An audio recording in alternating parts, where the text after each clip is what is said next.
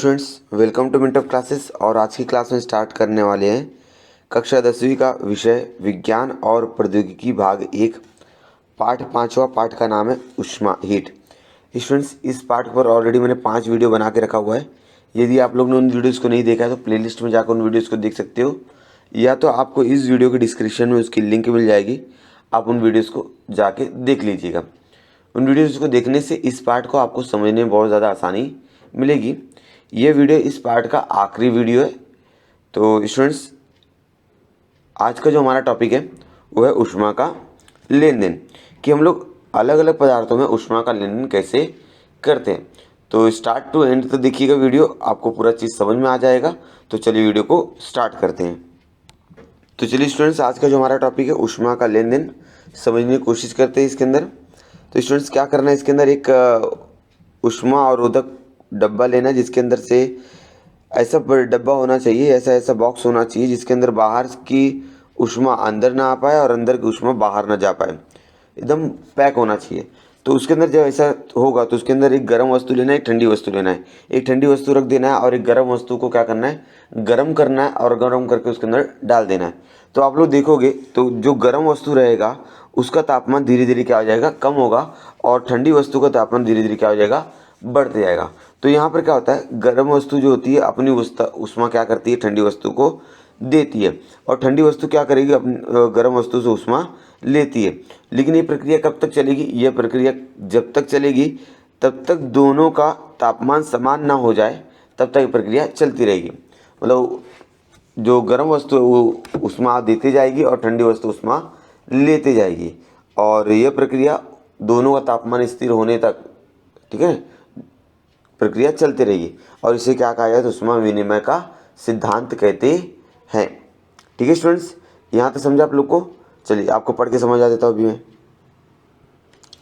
ठंडी या गर्म वस्तुओं में ऊष्मा का लेन देन से वो गर्म वस्तु का तापमान कम होता है। सही बात है, क्योंकि गर्म वस्तु तापमान कम करेगी और ठंडी वस्तु का तापमान क्या होगा, बढ़ता चला जाएगा। तापमान में यह परिवर्तन जब तक दोनों वस्तु का तापमान समान नहीं होता तब तक होते रहता है। यह परिवर्तन कब तक होते रहेगा, जब तक दोनों वस्तुओं का, ठंडी वस्तु का और गर्म वस्तु का, दोनों का तापमान समान ना हो जाए तब तक यह प्रक्रिया होती रहती है। इस प्रक्रिया में गर्म वस्तु द्वारा ऊष्मा दी जाती है और ठंडी वस्तु द्वारा ऊष्मा ग्रहण की जाती है। सही बात है, गर्म वस्तु क्या करे, ऊष्मा देगा, और ठंडी वस्तु क्या करे, ऊष्मा को लेगा। दोनों वस्तुएं केवल एक दूसरे को ऊष्मा का आदान प्रदान कर सकती हैं। इस स्थिति में अर्थात दोनों वस्तुओं की प्रणाली वायुमंडल से अलग करने पर, अर्थात ऊष्मारोधक पेटी में रखने पर पेटी में बाहर की ऊष्मा अंदर नहीं आएगी और बाहर भी नहीं जाएगी। मतलब ऐसा ऊष्मारोधक पट्टी रहेगा जिसके अंदर अंदर की ऊष्मा बाहर नहीं आ सकती और बाहर की ऊष्मा अंदर नहीं आ सकती, ताकि वहाँ पर यह प्रक्रिया जो बहुत आसानी से हो सके। तो इस स्थिति में निम्नानुसार सूत्र प्राप्त होता है कि गर्म वस्तु द्वारा दी गई ऊष्मा बराबर ठंडी वस्तु द्वारा ली गई ऊष्मा। मतलब गर्म वस्तु जितना ऊष्मा देगा, ठंडी वस्तु उतनी ऊष्मा लेगा। इसे क्या कहा जाता है, ऊष्मा विनिमय का सिद्धांत कहते हैं। स्टूडेंट्स, अगला टॉपिक है विशिष्ट ऊष्माधारिता का मापन और कैलोरी मापी। हम लोग समझेंगे कि ऊष्माधारिता का मापन कैसे करते हैं, और साथ ही साथ समझेंगे कि कैलोरी मापी क्या होता है। कैलोरी मापी के बारे में कक्षा 8वीं में आपने सीखा हुआ होगा, ठीक है ना। ऊष्मा का मापन हम लोग कैलोरी मापी के द्वारा करते हैं और तापमान का मापन हम लोग तापमापी द्वारा करते हैं। इसके बारे में आपको मालूम होगा, कक्षा 8वीं में आपने इसके बारे में पढ़ा हुआ है। तो चलिए देखते हैं यहाँ पर क्या है। पदार्थ की विशेष ऊष्माधारिता का मापन मिश्रण पद्धति से करते हैं। एक पद्धति होती है जिसे मिश्रण पद्धति कहा जाता है, जिसके अंदर आप लोग एक बीकर रहेगा, उस बीकर के अंदर जो भी ऊष्माधारिता है, ऊष्माधारिता रख दिया जाएगा, और एक ठंडी वस्तु रख दी जाएगी, गर्म वस्तु, और पानी भर दिया जाएगा। तो जो गर्म वस्तु रहेगा उसकी ऊष्मा धीरे धीरे क्या हो जाएगी, कम हो जाएगी। और ऊष्मा बढ़ेगा किसका, तो ऊष्मा बढ़ेगा पानी का, और ऊष्मा बढ़ेगा ये कैलोरी मापी जो रखा है ना आपने डाला हुआ उसके अंदर, उस कैलोरी मापी का बढ़ेगा।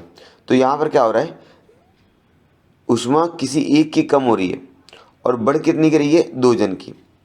बात समझ में आ रही है, क्योंकि गर्म वस्तु का तापमान कम हो रहा है यहाँ पर, और जो ठंडी वस्तु है जो आपने पानी में डाला हुआ है, पानी है, और जो क्या बोलते हैं कि जो उस कैलोरी मापी है उसका तापमान क्या हो रहा है, धीरे धीरे बढ़ रहा है। तो यहाँ पर हम लोग बोल सकते हैं कि गर्म वस्तु द्वारा दी गई ऊष्मा बराबर पानी द्वारा ग्रहण की गई ऊष्मा प्लस कैलोरी मापी द्वारा ग्रहण की गई ऊष्मा, क्योंकि यहाँ पर ऊष्मा एक जन दे रहा है और जो 2 जन ले रहे हैं, तो इसके बारे में हमको जानकारी होना चाहिए कि कौन ऊष्मा दे रहा है और कौन ऊष्मा ले रहा है। तो ऊष्मा विनिमय के सिद्धांत के अनुसार जितनी ऊष्मा दी जाती है उसके बराबर ही ऊष्मा ली जाती है। ठीक है यहाँ तक।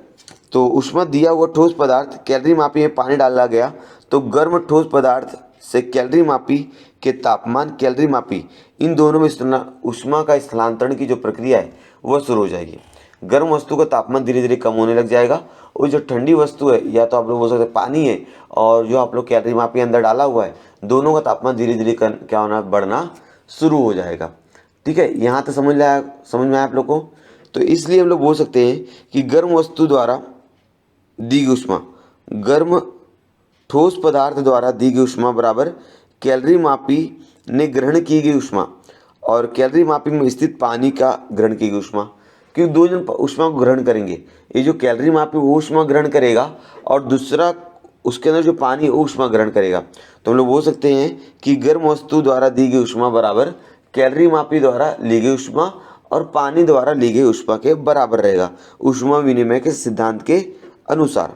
अब ठोस पदार्थ द्वारा दी गई ऊष्मा क्यों मानते हैं उसको, तो ठोस पदार्थ का द्रव्यमान आपको मालूम है m गुणे सी गुणे डेल्टा टी, ये आपको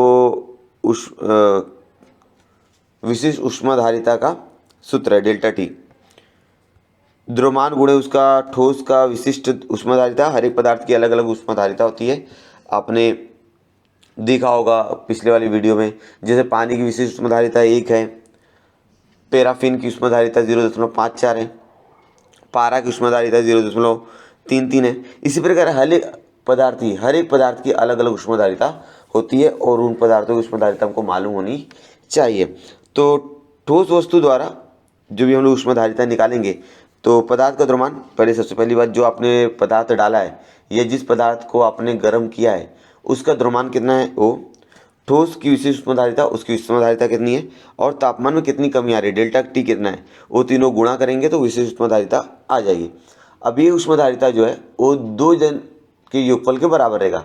पहला जो आपने ये डाला था पानी उसका ऊष्माधारिता और कैलोरी मापी का।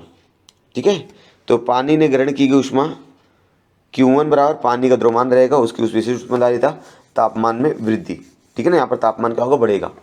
और दूसरा कैलोरी मापी द्वारा ग्रहण की गई ऊष्मा कैलोरी मापी का द्रव्यमान गुणे कैलोरी मापी के द्रव की विशिष्ट ऊष्माधारिता और तापमान में वृद्धि। तो तापमान एक ही जगह कम होता है लेकिन बढ़ता 2 जगह है, इसको याद रखिएगा। इसलिए हम लोग बोल सकते हैं Q बराबर Q2 प्लस Q1। इस सूत्र की सहायता से विशिष्ट पदार्थ की ऊष्माधारिता ज्ञात कर सकते हैं। इस सूत्र के माध्यम से अलग अलग पदार्थों की विशिष्ट ऊष्माधारिता हम लोग ज्ञात कर सकते हैं। तो स्टूडेंट्स यहाँ तक आपको समझ में आ गया कि हम लोग क्या पढ़े, ऊष्मा का लेन देन पढ़े और साथ ही साथ हमने ये भी देखा कि विशिष्ट ऊष्माधारिता का मापन हम लोग कैसे करते हैं मिश्रण पद्धति का उपयोग करके, और कैलोरी मापी का। स्टूडेंट्स कैलोरी मापी के बारे में कक्षा 8वीं में बहुत ज़्यादा डिटेल में दिया हुआ है, यदि आपके पास किताब होगी तो आप उससे पढ़ सकते हो। आज की वीडियो लेक्चर में इतना ही। उम्मीद आपको वीडियो पसंद आई होगी। यदि वीडियो पसंद आई तो वीडियो को लाइक ज़रूर कीजिएगा, अपने दोस्तों के साथ शेयर करना। और अब आगे यदि आप लोग ने हमारे चैनल को अभी तक सब्सक्राइब नहीं किया है तो प्लीज़ चैनल को सब्सक्राइब कर दीजिए, क्योंकि इसी तरह की इन्फॉर्मेटिव वीडियोज़ आपको इस चैनल पर मिलती रहेगी। मिलते हैं नेक्स्ट वीडियो में, तब तक के लिए धन्यवाद।